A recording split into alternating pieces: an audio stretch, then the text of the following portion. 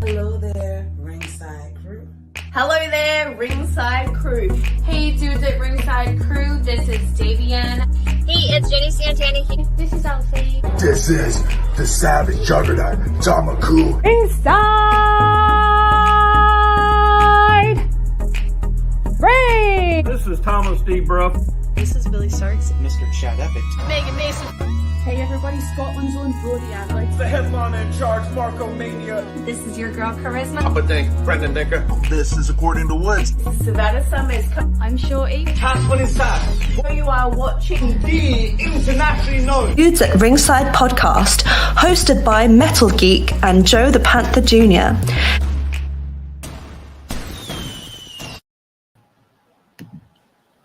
Hello there, wrestling fans. Welcome to another episode of the internationally known Dudes at Ringside podcast. I am your host, Joe Panther III, and now from the top of Metal Mountain all the way down to all 50 states and the globe, it's the happy heel himself, the Metal Geek. What's going on, Ringside crew? What's going on, internationally known? What's going on, everybody? What's going on, Joe? Happy Earth Day, Joe. Yes. Happy Earth Day. You didn't get mad at me last time. You didn't get mad at me last time. You were like, you forgot to say Happy Easter. And I'm like, I had so many jelly beans that day, I forgot. You like the background? Very Earth-like, isn't it? Right? Very internationally. Oh, you are. So, Happy Easter. Happy Earth Day. Did you do anything? Did you do anything that was outside or with water today? Actually, I worked today, so. So you did. You kind of you lifted water cases, so it's kind of earthy. You did a workout, so it's kind of earth-ish. Yeah. Uh-huh. Hi, Vinny. Welcome. Introduce the guest, Geekins. All right. So let's give a warm Dudes at Ringside welcome to our guest, Miranda Morales from Lucha Central Podcast. Hi, guys. It's awesome to be back. I was going to say, you revamped that intro. That was a super impressive compilation of all of those videos. We had more. Yeah, already that was such a huge amount. That was an awesome intro. You definitely ramped some things up since the last time I've been on here. We have to add you because every time I'm like, we didn't add Miranda, we didn't add. Hey, I don't think I was as good as some of those. So I understand when you got to go for the glitz, the glamour, all of that. I could totally understand why you picked those videos. We feel bad. You'll be in the next intro. Okay, yeah. So that means I have to step up my game too. So you put me on notice. So, if our fans aren't familiar with your podcast, introduce yourself. Yeah, my name is Miranda Morales, and I am part of the Lucha Central Weekly Podcast, which can be found on luchacentral.com, your centralized place for all things Lucha Libre. We are a weekly podcast by the name that covers everything that happens in the world of Lucha Libre. So we cover the top Mexican-based promotions like AAA and CMLL, as well as bigger independents. And of course, what's happening throughout the United States in the world of Lucha Libre. So we cover Lucha in MLW, WWE, Ring of Honor, AEW, and that much more. One luchador I'm surprised that hasn't gotten picked up yet is Bandito, and he's just been killing it. Yeah, Bandito. Well, that's been a huge influx with the news that AEW bought Ring of Honor, the previous Ring of Honor world champion. And I think that when Ring of Honor was bought out by AEW, a lot of people were wondering, where are some of these Ring of Honor talents going to go? And Bandito being the world champion at the time, people were wondering, what was going to happen to him.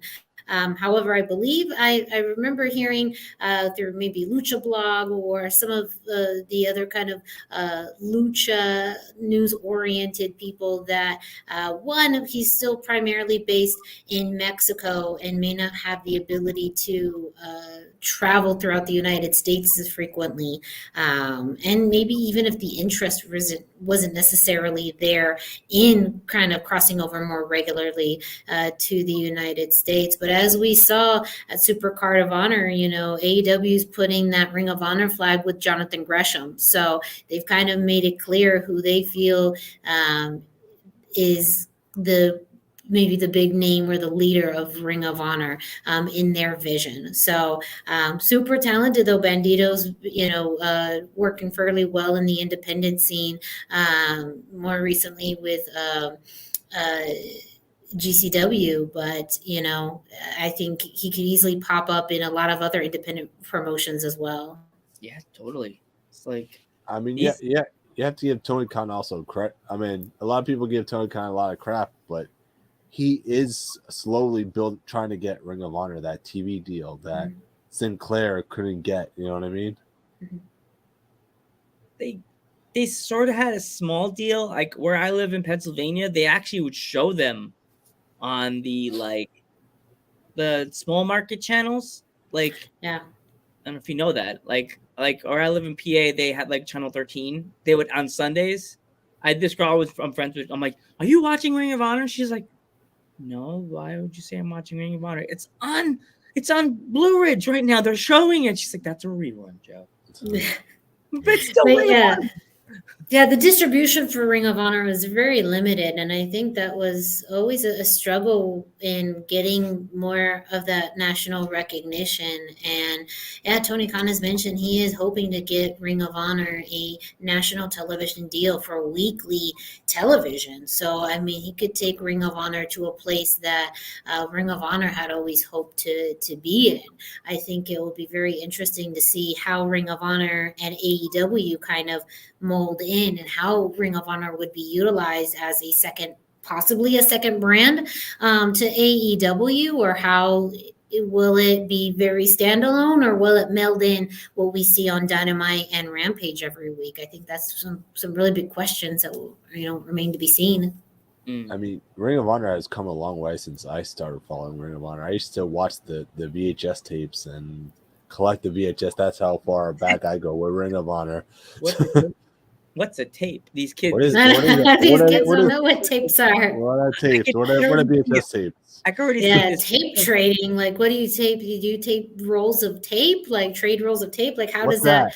Yeah, what's that? I mean, now it's all YouTube. Yeah, like, I can imagine the millennials that listen to our show and they go, "Metal Geek is weird. He collects pieces of tape. What a loser." What is this? Very literal tape collection. Yes, I have a tape collection. I need to make that T-shirt. Geek holding tapes, and he's like, "My precious, just pieces of tape." My Ring of Honor tapes right here. Yes, that's the precious. That's the price of the valuable items. Yeah, Ring of Honor tapes. Yeah, I'm here. Little Marauder. I'm here. Can't hear those sound checks though happening. Yeah, that's one of our oldest fans, Marauder. He's been there since day one, and it's funny. I met him through the Ghostbusters community, and I'm like, I'm a big Ghostbusters fan, and I'm like, starting a podcast, pro wrestling. Let's try. You want to see what we're like? He's like, all right, fine. Yeah, that's a good friend. Yeah, he's like, Ghostbuster fans. We stick together forever. Yeah. All the slime,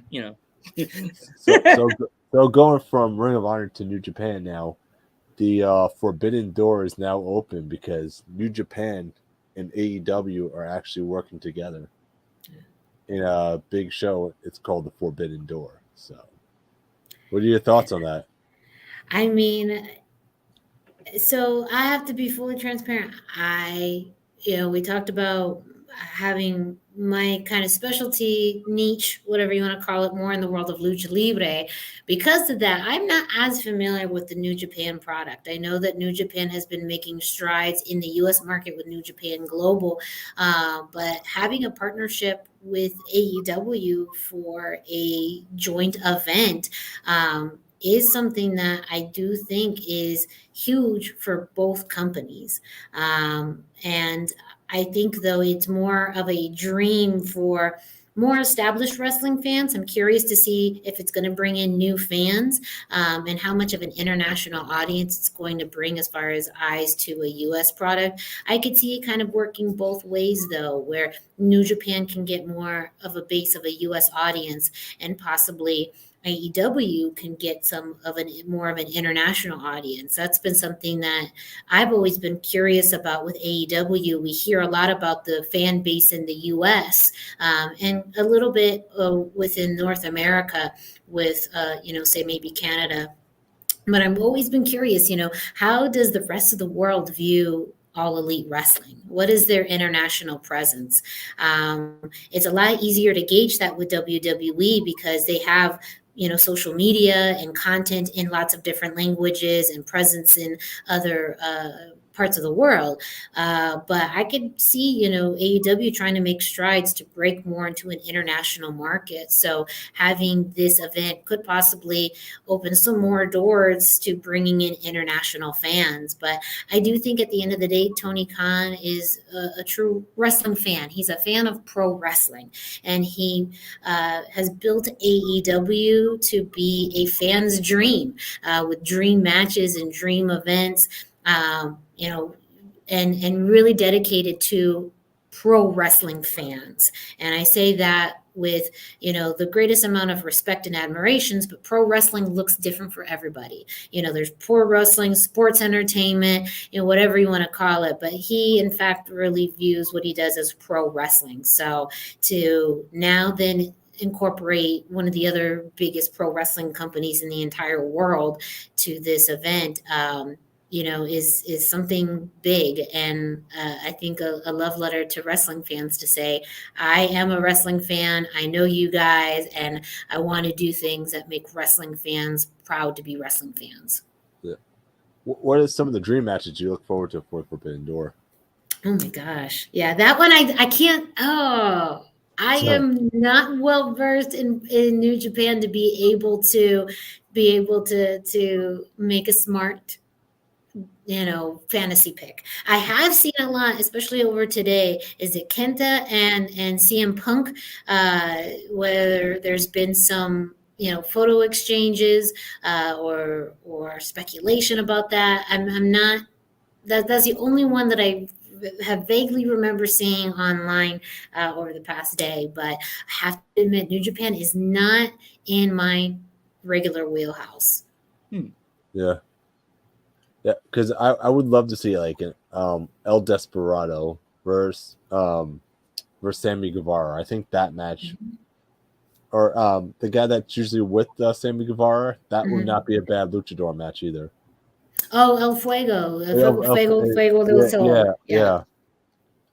So Yeah. I mean, that would be, yeah. I think we were just talking about him on the podcast yesterday when we were recording.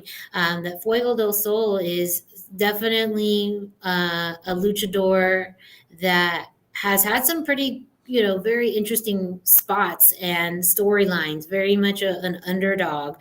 And when they needed a great underdog feel-good story, Fuego del Sol always, comes around. And whenever they need, someone who's competitive, but also can sell very well, that's Fuego del Sol. I mean, I think there was a reason they picked him to have, to be Hook's first match, because he is someone that seems relatively easy, not only to work with, but understands the bigger picture of the dynamics of wrestlers in AEW.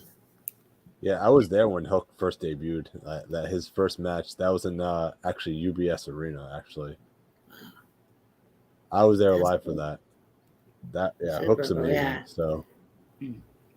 So is there like any upcoming like shows that you're like you're gonna watch for like the AAA or any of those? Is there any pay-per-views they're gonna be doing soon? Or yeah, I know. So AAA, Triple Mania is doing their first show fairly soon, and it's going to be live on Fight. I'm looking it up right now because I just forgot the date. But Triple Mania this year, AAA is doing 3 Triple Mania shows to celebrate the 30th year of Triple Mania. So I'm just trying to make sure I have my facts straight.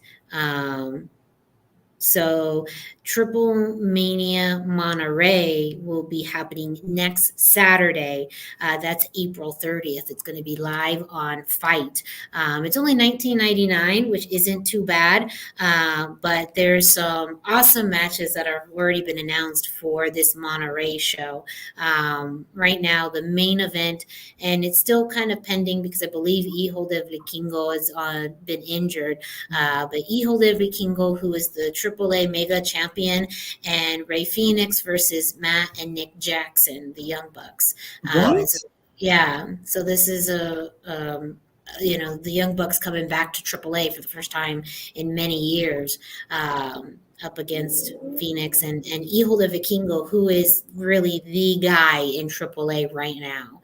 And he won the vacant champion after Kenny Omega's vacated the title, but from what I recently recall, he's been injured, so hasn't wrestled much. So I think as far as I understand, he's still listed in the match, but possibly that, as we all know, cards subject to change. Yep. Always. Wrestling shows, you can never go into something saying. But that should be a sick match, though. Yeah. There's also going to be a trios match.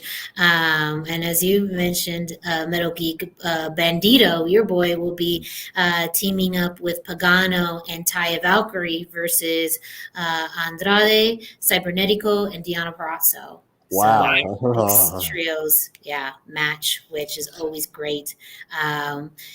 This match will have, believe, Ty Conti and Sammy Guevara versus Sexy Star and Octagon Jr. versus Lady Maravilla and Latigo, too. So one thing that AAA does well is that mixed tag matches. They even have a trios champion and mixed tag champion belts. So that's one thing that I've always found really unique about Lucha Libre, is the fact that intergender wrestling is, very common. And of course you have men's matches and women's matches, but especially not just mixed tag, but mixed trios. And that always leaves for a really interesting dynamic in matches when you have both men and women competing in the same match. Go on, Geek. No, yeah, Joe. I feel that it's really good that they're doing the mixed match, like men and women in the same team, like a tag team. Like back in the day, in the 90s and the 2000s, that was like so not heard of, to have like a woman in a tag team match with a man. Like except for Lita. If Lita, of course, no, I meant like back in the, I'm going older than that. I'm going like the 90s, like with Macho and Miss Elizabeth. Like you would have never seen Elizabeth team up with Macho to face somebody else, like to face like somebody else in Sherry. Like you would have never seen that. It was that was a touchy subject. Yeah, it was really not, it wasn't done in American wrestling, and even in the territories, and historically women's wrestling always was viewed more as a spectacle and wasn't necessarily viewed in the same way as men's wrestling. But in Lucha Libre, men and women train the same way, and there's often, just like in a lot of wrestling schools, the ratio of men and women differs. So men and women have to train with men just to be able to get an ample amount of training. And people like you mentioned, Lita trained in Mexico and got some background in Lucha Libre. Taya Valkyrie, La Huera Loca, got that name because she independently traveled to Mexico and sought out Lucha Libre training to hone that craft. So I think those are just two of the bigger notable names in more of that crossover appeal of women's wrestling, but also why when we see them in the ring with men, they work so well, because they've had that background in training in lucha with luchadors. Yeah, totally.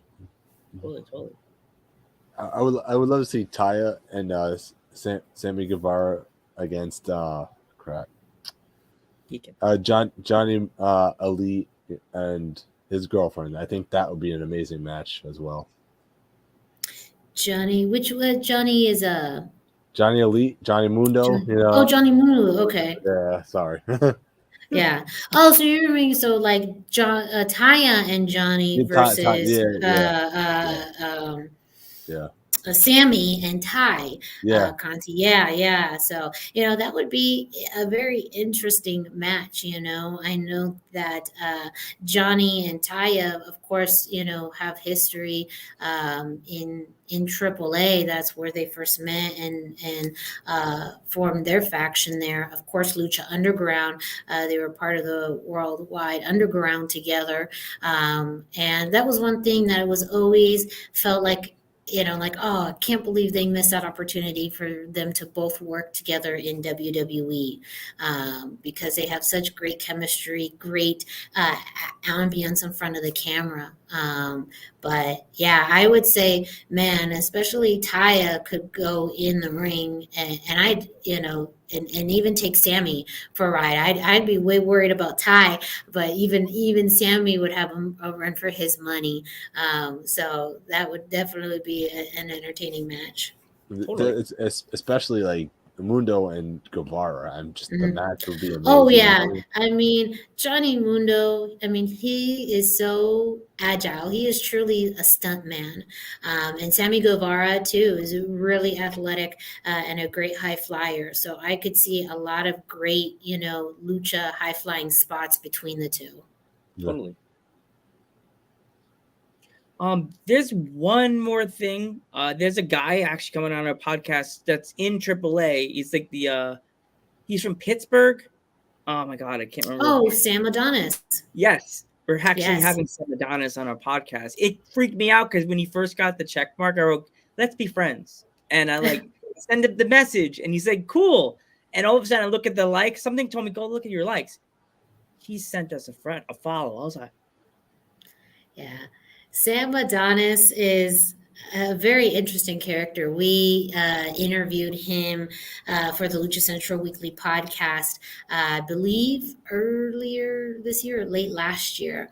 But he is Lucha Central is part of the Masked Republic brand. So Masked Republic is a huge Lucha Libre brand that does anywhere from licensing for luchadors of products to also hosting events like Expo Lucha that's going to be in Philadelphia in June. And one of their business ventures was the creation of Eat Like a Luchador cookbook. And it's a huge cookbook of different recipes from luchadors all throughout the world. And it includes people like Taya in the cookbook, as well as Sam Adonis has a recipe in there. So Sam Adonis is really well known throughout Mexico, maybe for not the best reasons, of a really big heel character. And he, got national notoriety for his kind of pro-Trump character in Mexico. And news outlets were, reaching out to him, and he was all over the press because he was taking a very real situation and incorporating it into the world of wrestling. And really at one time was the most hated man in Mexico, but he took that and ran with it. And he's just so well internationally traveled, but one of the things that he seems to have a healthy respect for is Lucha Libre, and right back at him. I mean, that's why I think he's so well known in Mexico, in both AAA and CMLL, because he really gets it, both on the actual wrestling side, but in the personality side. Yeah. That's Great grab. I think you're going to have a great interview with him. He is definitely an awesome guy. Yeah. I freaked out when he told us that. I gave him the date. He's like, "Yeah, no problem." I'm like, "We have the check mark by your name." Well, it doesn't make any difference, but it kind of freaked me out because, oh my God. Yeah. Nobody with the check mark talks to us. I think this is with the check marks. I see their nose like, "Oh, peasant boy." Yeah. No, I definitely was, when we were doing our preparation and interviewing him for the Lucha Central Weekly podcast, like there definitely was a sense of like, wow, he's definitely someone in the world of Lucha Libre who, I mean, not only of course internationally, but wrestles very regularly in the independents for Warrior Wrestling and Galley Lucha Libre. And he's just again, incredibly smart and talented, and just a very interesting guy. And so it's, you always want to make that good impression whenever you interview anybody, to be like, wow, I hope they they like what we're asking or saying. And we had that same interaction with Sam. Yeah, that's awesome here. We certainly get nervous sometimes when we interview people, but like I go back to thinking, pretend like we're in the college radio station geek, and let's not get paranoid. That's all I can think of it. Let's pretend like we're just hanging out. We snuck a case of beer in the radio station, and we're just talking like we did in college. Yeah. although sometimes that doesn't work all the time. Yeah, it's gonna, it's hit or miss. Like, I think some of the great interviews are more conversational and just evolve organically. And sometimes you need structure. Sometimes, they need structure. I've been on both ends of that spectrum. Yeah. It's something, you know what I mean? Doing this podcast, like now doing this month with the podcast, it's something fun that we're like helping you guys, even though your podcast is probably like been heard all over the world, but I love helping. Like, it's like, we're new at this game. We've only been doing this for a year. Yeah. But like 200 episodes deep into the ocean of podcast world. Like, yeah, no, and I think sometimes you'd be surprised of how far your podcast reaches. We were surprised earlier, probably about a month or two ago.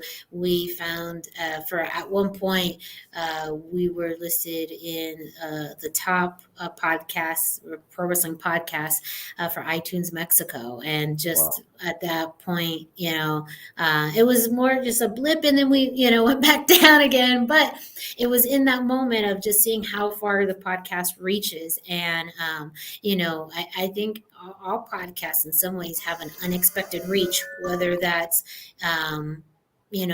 just across the United States, having people from different parts of the US or North America listen to that international reach. And it's always cool when you find someone, just anyone out of the ordinary or someone unexpected, to say, oh, wow, you listened to that? That's awesome.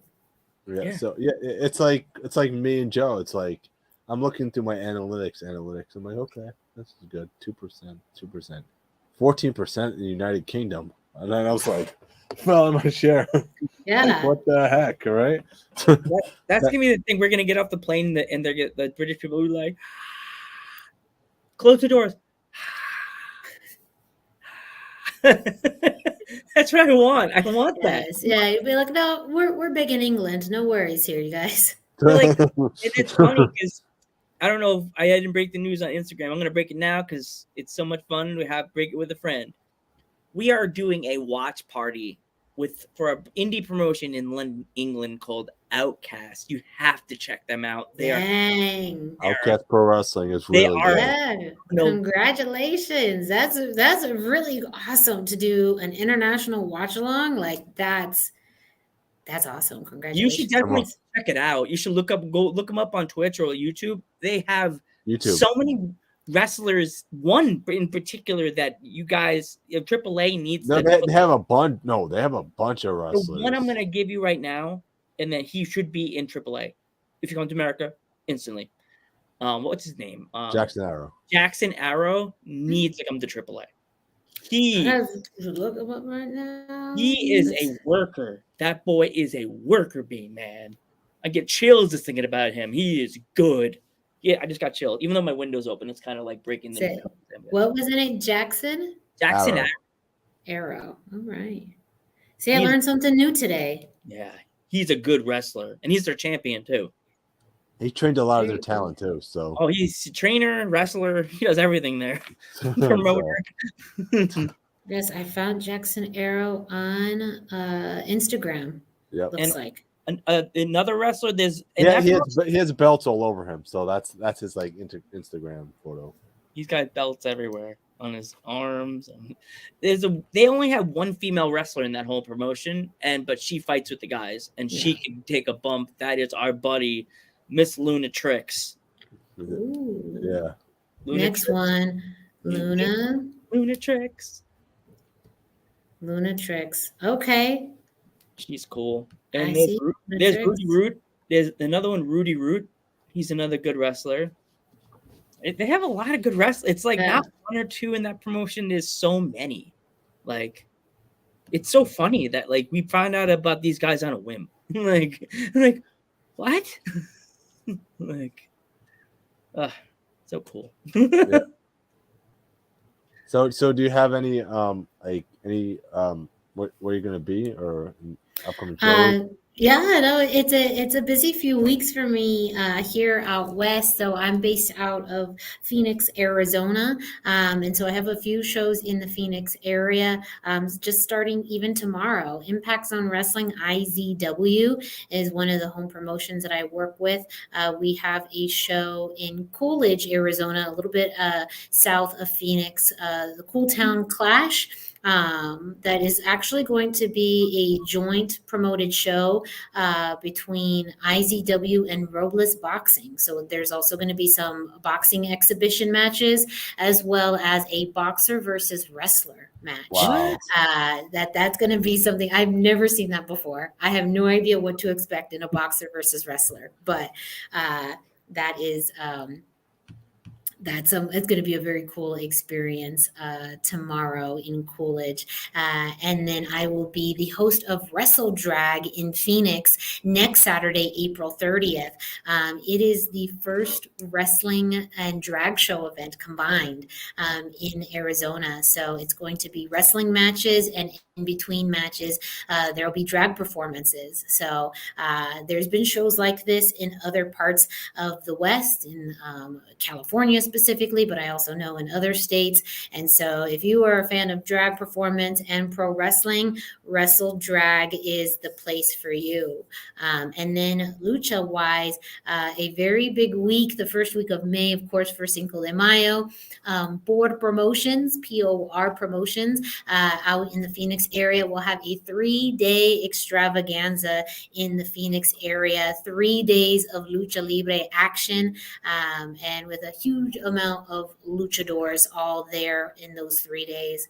And then on Saturday, May 7th, I will be in Cathedral City, California for Lucha Libre Mexicana, which is a kind of quarterly lucha show held at the Agua Caliente casinos. So the week of the first week of May, again, maybe it's Cinco de Mayo, maybe it's just a good week for Lucha Libre, but either way, lots and lots of lucha action. And that's just really the next few weeks of events out here on the West Coast. Yeah. Sounds a lot of fun. So where can people find you? Yeah, you can find me at the hashtag Miranda, hashtag spelled out, on Instagram and Facebook. I am not on Twitter. This is not my thing. I've seen Twitter. I'm good with it. But you can follow some of the sites that I do work for on Twitter, like thechairshot.com, at Chairshot Media on Instagram, Facebook, and Twitter. And then Lucha Central, you can find at Lucha Central on Instagram and Twitter. So you can check us out there for Lucha Central. And of course, luchacentral.com itself is a website that you can find online. We post news and updates on events happening in the world of Lucha Libre. That's also where we post the Lucha Central Weekly podcast and lots of cool tidbits. One of the cool things about Lucha Central is the kind of this day in Lucha Libre series. So every day there's a new video or match of the day where they'll highlight a famous Lucha Libre match. And it could be anywhere from AAA to CMLL to WCW to ECW to WWF to Impact. And so it really just gives you kind of a clip and moment in time in the world of Lucha Libre. But yes, feel free to follow me at the hashtag Miranda on Instagram and Facebook. Well, I thank you so much for coming back on the podcast. Yeah.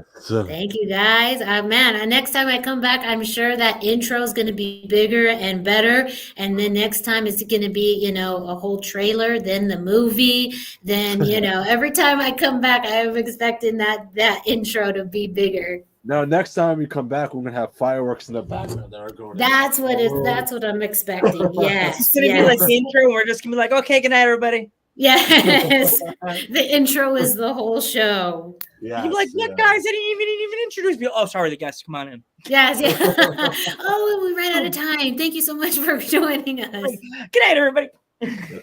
Yeah, the fireworks in the background is like, boom, boom, boom. That's it. Yes, pyro. All right. Pyro. Yeah, all right. I am Joe Panther III. I'm Metal Geek.